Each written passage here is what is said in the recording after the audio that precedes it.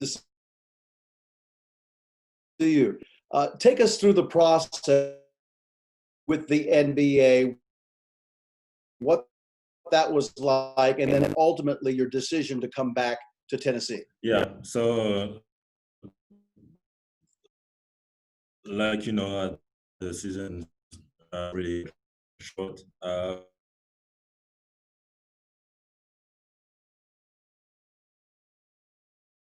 little bit about basketball, but that's pretty it. I mean, interviews and yeah, just waiting on some feedback from the NBA guys, and that's it. Brent Ramey and then Mike Wilson. When did you make your decision? When did you know that you'd be coming back? Did it go all the way down to the day of the deadline? Yes. So on the morning of the deadline, I didn't even know what I was going to do because we're still getting some feedback from my agent from the NBA. So it was really hard, like, to make a decision ahead of that. So that's why we went until the due date, and that's when I make a decision. That was earlier.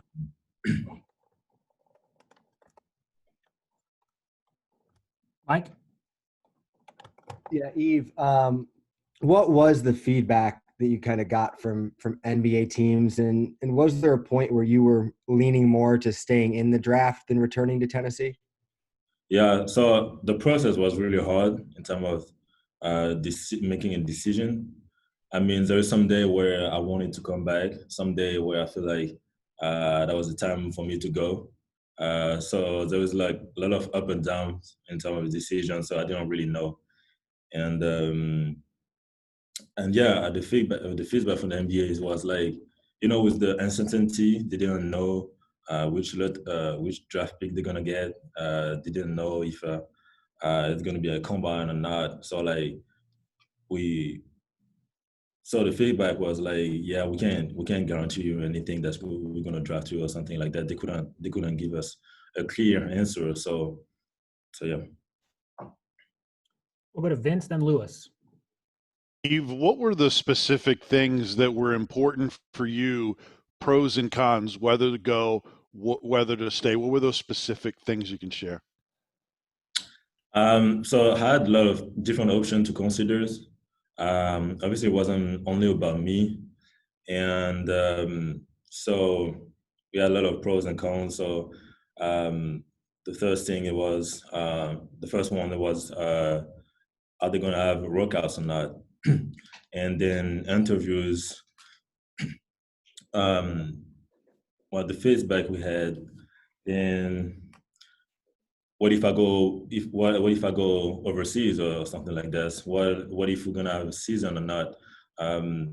We had to consider the NBA G League, if they're gonna have a season or not. What's it gonna look like? So also the financial point was really important for me too. I mean, and I had to sacrifice some stuff for my part to get back here. So I mean, that was the different option, a lot of options I had to consider. Yves, you were making this decision during a pretty difficult time during this pandemic. How did the current situation impact your decision? How much more difficult was it because of COVID-19? I mean, it was really hard. It was the COVID-19 make it really hard because I had decisions that I expected to have, and then I expected to go to the workout with the team, and I felt like that was another 50 part of the job I have to get done. And without the workouts, it make it extremely hard for me and guys like my position for second round, stuff like that. So it was really hard because it bring a lot of uncertainty. So we did not have all the information we need to make a clear decision.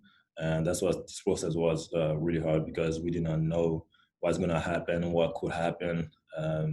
So that's why it was really hard. We'll go to Matthew Ray and then Rob Lewis. Yves, while working through that decision, did you reach out to any of your former teammates that have went through the process, like Grant Williams or Admiral? And Yeah, did you receive any feedback from them? yeah, absolutely. I mean, I try to talk as many people as I could, like, to get information from anywhere. So of course, I called Grant Williams. We had a good conversation.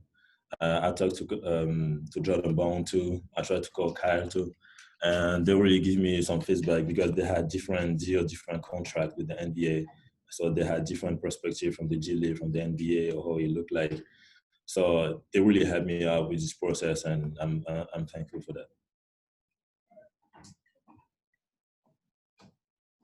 Yves, now that you've got that decision behind you and you've been able to work out with your teammates for a while, just what do you think about your current team, what you guys are bringing back, what the newcomers, and specifically, what are you seeing from Jaden and Keon to make you feel like what this team is capable of? I think we have a young, talented teams. I think from a standpoint, I believe we can have one of the best defensive team in the country that ever played. So that's how confident I am with those guys, those news guys. I think we have a complete team. We have deep depth. So I think we can be really good this year. And with Keon here, I'm sorry, one more. Are you still the best athlete on the team, Yves? He's a freak athlete. I think he has some stuff that I don't have defensively. He has quick hands, but I still believe I'm gonna bounce in the name. We'll go to Grant and then Mike Wilson.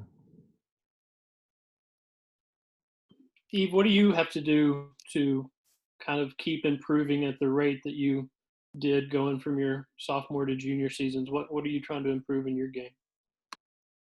I think I can put my whole game to another level. I think there's no specific thing I can improve. I think I have to push um, all my game to another level. So either defensively or offensively, I think I have a lot of stuff to show, and that's why I'm here. I mean, I came back for that, so like I can show people I can do more. I can put my game to another level.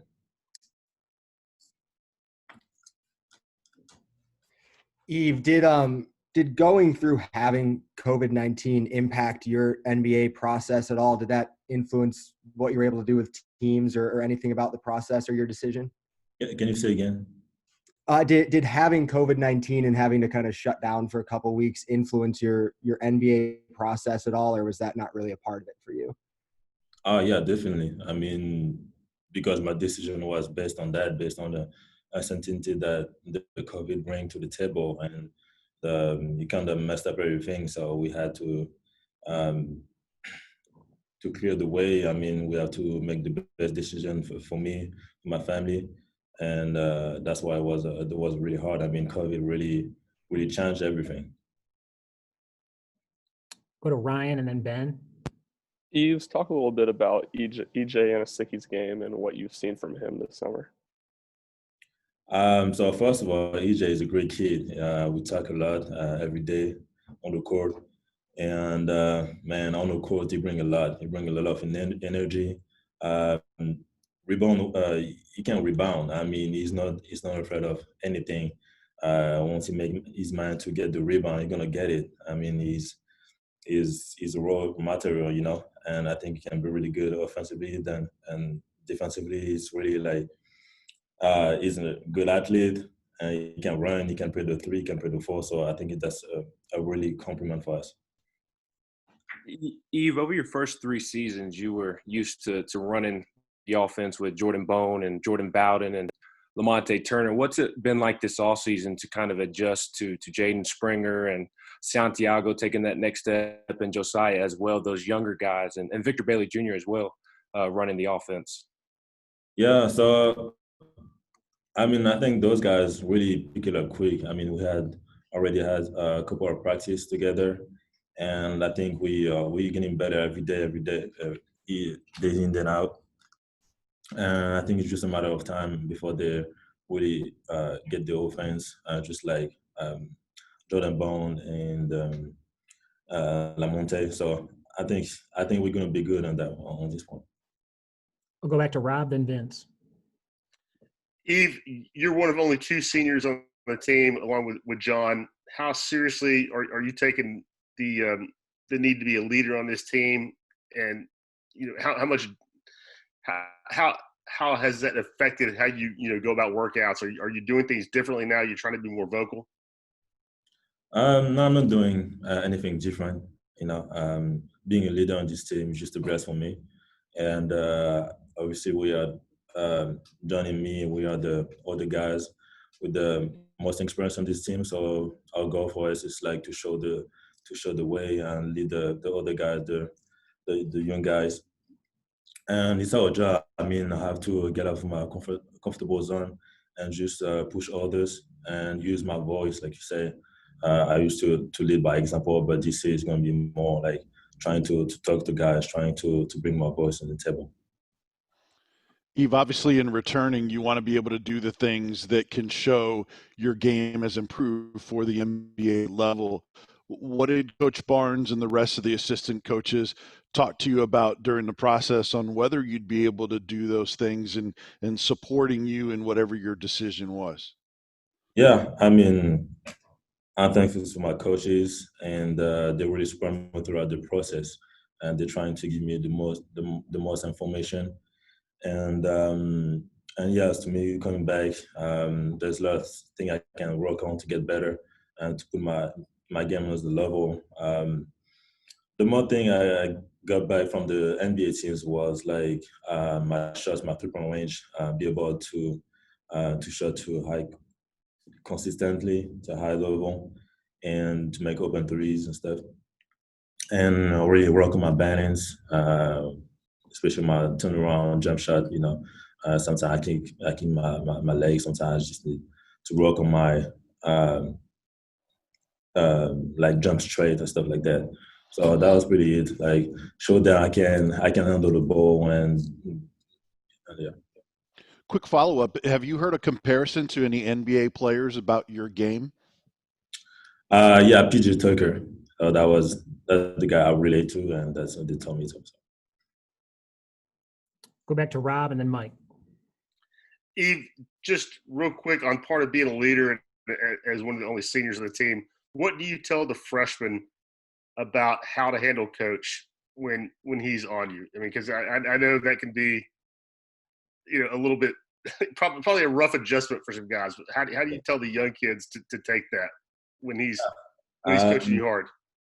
Yeah, Coach Pons is a hard coach, but you know what he's doing. So we have to trust him, and that's why Foki and me and the other guys that have been here, we need to tell them that there's nothing personal, and he's trying to push you and trying to get you out your comfortable zone, like to get better and to reach your goals, And sometimes it's going to be really hard on you, but the harder is on you, that means he cares about you. That means he's gonna trust in you. He has confidence that you can make you go. So there's nothing personal. You gotta embrace it and just listen to it, even if it's loud. I mean, if you're not happy to hear what he say, you have to take it. There's nothing personal. He's trying to make you better. Go to Mike. Yeah, Yves, I know you kind of talked about the process and everything, but in the end, at the end of that decision day, why was coming back to Tennessee the best choice for you?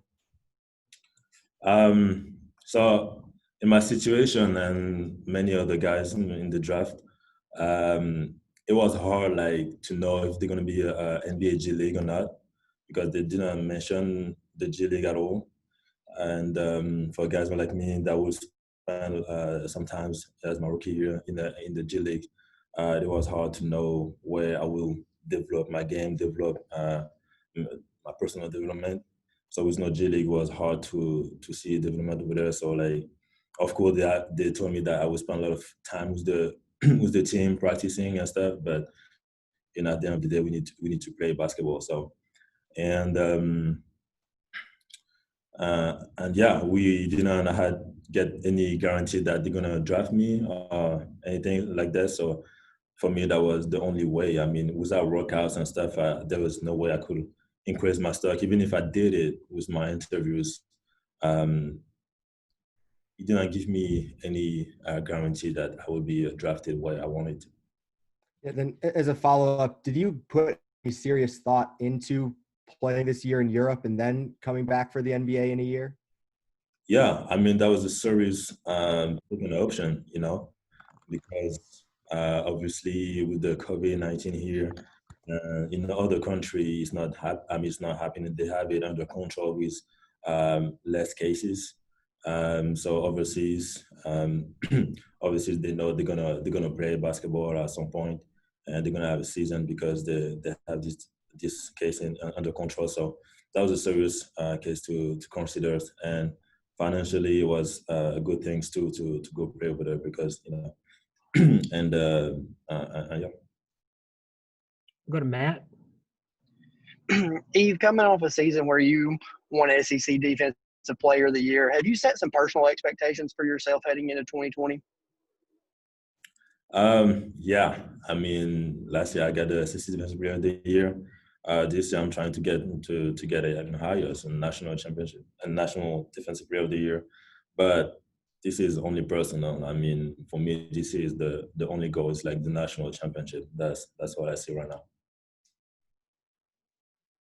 We do have time for more questions. I'll give a minute in case anybody wants to raise their hand.